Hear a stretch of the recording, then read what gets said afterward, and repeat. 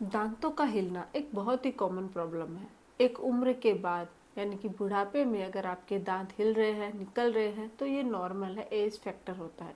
लेकिन अगर कम उम्र में ही आपके दांत हिल रहे हैं तो इसका मतलब आपके दांतों और मसूड़ों की बीमारी है।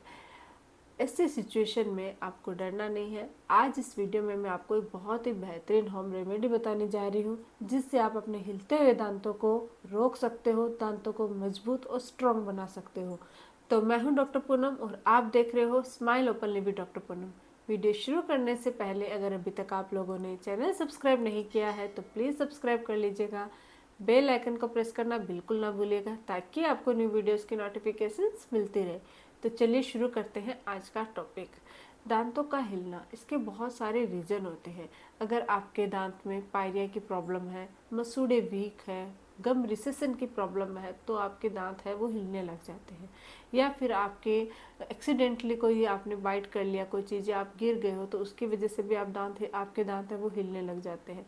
कैल्शियम की कमी भी एक बहुत बड़ा कारण होता है। जिन लोगों के कैल्शियम की कमी रहते हैं उनके भी दांत है वो कम उम्र में ही हिलने लग जाते हैं। तो कारण चाहे जो भी हो, अगर आप इससे परेशान हो तो आज मैं आपको इसका सॉल्यूशन बताने जा रही हूँ। दांतों को हिलने के कॉन्सेप्ट को, क्योंकि कोई भी ट्रीटमेंट बताने से पहले मैं आपको थोड़ा सा इसके बारे में बताना चाहूँगी कि दांत जो होते हैं वो हल्के हल्के अपनी जगह मोबाइल होते ही है, हल्के हल्के हिलते ही है। ये नॉर्मल होता है, नेचुरल होता है। ये 0 to 0.5 mm तक दांत है वो हिलते हैं। इसका आपको भी पता नहीं चलता है, डेंटिस्ट भी इसको एकदम नॉर्मल मानते हैं, तो ये कॉमन है। लेकिन क्या होता है कि अगर आपका दांत 1 mm to 2 mm हिल रहा है, इसका मतलब आपका दांत है वो हिलने लगा है, मोबिलिटी शुरू हो गई है। ऐसी सिचुएशन में इसको फिर से टाइट करना भी मुश्किल हो जाता है। जब हम कुछ खाना खाते हैं तो खाना जो होता है हमारे दांतों के बीच में फंस जाता है, और अगर आप अच्छे से ब्रश नहीं करते हो, रात को ब्रश या फ्लोसिंग नहीं करते हो, तो ये जो खाना आपके गम्स के अंदर चला जाता है, वहाँ पे इन्फेक्शन हो जाता है और आपके मसूड़े और दांतों का जो सपोर्ट सिस्टम होता है वो धीरे धीरे हटने लग जाता है, कम होने लग जाता है, जिससे बोन है वो भी, हड्डी भी गलने लग जाती है और धीरे धीरे दांत, ये जो गम्स होते हैं वो हट के वहाँ पे टाटर जगह ले लेता है। और यही कारण होता है कि गम जब हट जाएंगे तो आपके दांत है उसका अटैचमेंट खत्म हो जाएगा और दांत अपनी जगह ज़्यादा हिलने शुरू हो जाते हैं। तो एक तो इसकी वजह से होता है, टार्टर या प्लाक की वजह से आपके दांत हिलते हैं। दूसरा, अगर आपने कोई ऑर्थोडोंटिक ट्रीटमेंट कराया, ब्रेसेस लगवाए या रिसेंटली कोई ट्रीटमेंट करवाया, उसकी वजह से अगर आपके दांत हिलते हैं तो ये फिर से जैसे ट्रीटमेंट कंप्लीट होएगा आपका दांतों का हिलना भी कम हो जाता है। कुछ लोगों के मेडिकेशन यानी लॉन्ग टर्म से कोई मेडिसिन ले रहे हैं तो उसकी वजह से हड्डियाँ वीक हो जाती हैं और इस कारण से भी दांत है वो हिलने लग जाते हैं।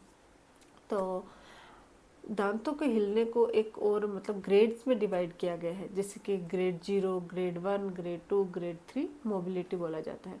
ग्रेड 0 मोबिलिटी में दांत हमेशा 0 to 0.5 mm तक हिलते हैं, ये नॉर्मल होता है। ग्रेड 1 मोबिलिटी में दांत है वो 0.5 to 1 mm तक हिलते हैं, ये भी एक्चुअली नॉर्मली होता है, बहुत ज़्यादा प्रॉब्लम नहीं क्रिएट होता है, थोड़ा सा ध्यान रखते हैं तो फिर से टाइट हो जाता है। लेकिन ग्रेड 2 मोबिलिटी जो होती है उसमें क्या होता है, 1 to 2 mm तक हिलना शुरू हो जाता है। जो आप खुद भी अपने हाथ को जैसे टच करोगे दांतों को तो वो हिलेंगे, तो आप पहचान सकते हो। और ग्रेड जो 3 मोबिलिटी होती है उसमें क्या होता है, 2 mm से ज़्यादा हिलता है, 2 to 3 mm।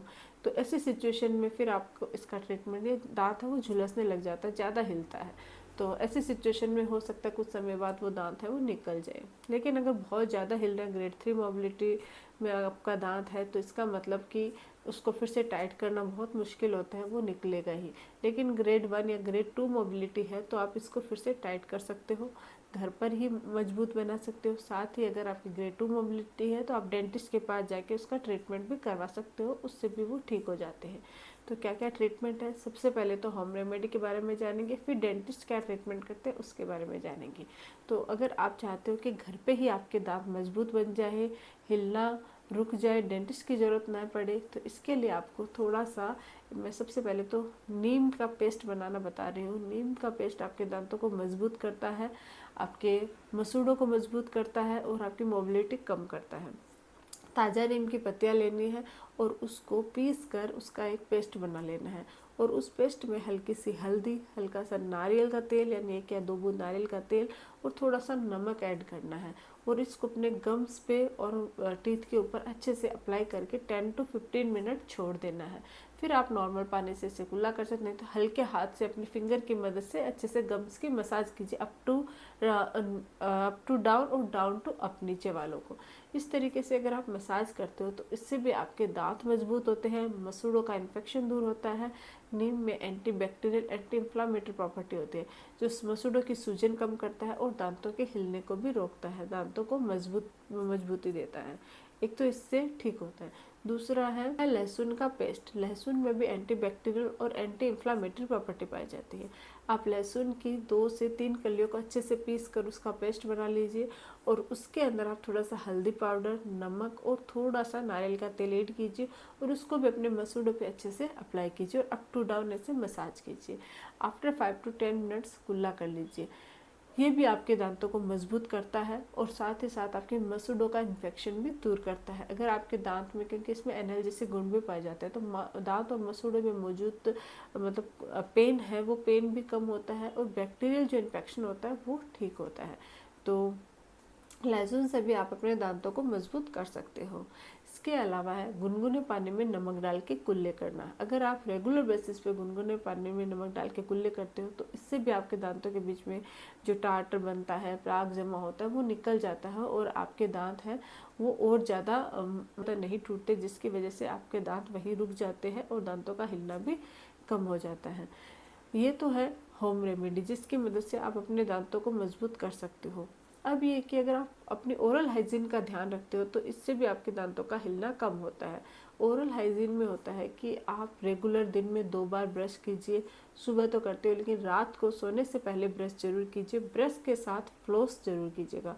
ब्रश हमेशा सॉफ्ट ब्रिस्टल वाली ब्रश होनी चाहिए। हर 3 to 4 मंथ्स में ब्रश आप चेंज कीजिए और साथ ही साथ गुनगुने पानी में नमक डाल के कुल्ले भी कीजिए। इससे भी आपके दांत मजबूत होते हैं, मसूड़े स्वस्थ रहते हैं। साथ ही जितना हो सके मीठा खाना या मतलब जितने भी जंक फूड्स होते हैं उनको अवॉइड कीजिए। ग्रीन वेजिटेबल्स, आपके खाने में प्रोटीन या कैल्शियम वाली चीज़ें ज़्यादा से ज़्यादा आप लीजिए ताकि आपके दांत और मसूड़े दोनों मजबूत रहे। ये तो थोड़ी चीज़ों का अगर आप ध्यान रखते हो तो आपकी प्रॉब्लम नहीं होती। अब जानते हैं कि अगर आपके टीथ बहुत ज़्यादा हिल रहे हैं, घर पे आप इसका ट्रीटमेंट नहीं कर पा रहे हो तो डेंटिस्ट के पास जाके डेंटिस्ट क्या ट्रीटमेंट करते हैं। अगर दांत की मोबिलिटी 1 to 2 या 2 to 3 ग्रेड मोबिलिटी है तो ऐसी सिचुएशन में पहले तो टार्टर प्लाक को क्लीन किया जाता है स्केलिंग की मदद से। जब टार्टर प्लाक निकल जाते हैं तो क्या होता है, गम्स है वो आपके दांतों को अच्छे से दांतों के ऊपर अच्छे से चिपक जाते हैं जिससे दांतों का हिलना कम हो जाता है। तो स्केलिंग की मदद से भी दांतों का हिलना कम किया जा सकता है। इन केस अगर आपके को एक्सीडेंटली आपका दांत हिल रहा है तो ऐसी सिचुएशन में रूट कैनाल ट्रीटमेंट के थ्रू भी दांतों का हिलना कम किया जा सकता है, उससे भी उसको मजबूती मिलती है। लेकिन अगर आपकी मोबिलिटी 2 to 3 ग्रेड है, बहुत थोड़ा ज़्यादा हिल रहा है, तो ऐसी सिचुएशन में स्प्लिंट लगाया जाता है कि वायर टायर सा होता है, तार की मदद से भी आपके दांतों को हिलना कम किया जा सकता है। लेकिन इससे भी ज़्यादा अगर मतलब 3 to 4 मोबिलिटी में पहुंच गया है, बहुत हाई है, दांत झुलस रहा है, तो डेंटिस्ट के पास भी इसका इलाज नहीं है। फिर आपका दांत निकलेगा ही और आपको आर्टिफिशियल टीथ लगाने पड़ेंगे। तो इस तरीके से आप अपने दांतों को अगर समय रहते ट्रीट करवा सकते हो, ठीक करवा सकते हो, तो आप इसके हिलने को रोक सकते हो, दांतों को मजबूत बना सकते हो, हेल्दी बना सकते हो। आज के लिए बस इतना ही। अगर वीडियो अच्छा लगे तो प्लीज़ चैनल को लाइक कीजिए, शेयर कीजिए, सब्सक्राइब जरूर कीजिएगा। Thank you.